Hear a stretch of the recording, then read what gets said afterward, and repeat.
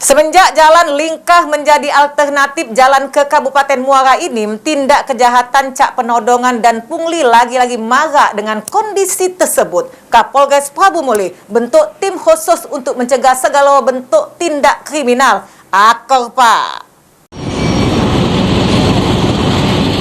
Di Gunung Kenyo, jalan Lingkar jadi jalan alternatif ke Kabupaten Muara Enim Samopali kerana ada penutupan sementara akibat pembangunan flyover di perlintasan kereta api Kelurahan Pati Galung, Kecamatan Prabu Muli Barat berujung dengan maraknya aksi kejahatan. Untuk mengantisipasinya, Polres Prabu Muli bentuk tim khusus yang terdiri dari Satreskrim, Sat Narkoba, Sat Lantas sama 2 Polsek, yang mana tim tersebut bakal rutin patroli di titik sama jam-jam rawan kerana aksi kejahatan yang belakangan mulai meningkat. Dari hasil rapat koordinasi, memang banyak temuan-temuan yang kita dapatkan, yaitu kurangnya penerangan di jalur lingkar, sehingga ini memberikan peluang kepada pelaku-pelaku kriminal untuk melancarkan aksinya.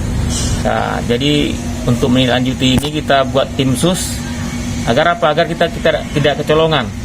Ya, kalau misalnya kita cegah dari dini, ya mudah-mudahan aksi-aksi kriminal pun ya akan bisa kita minimalisir.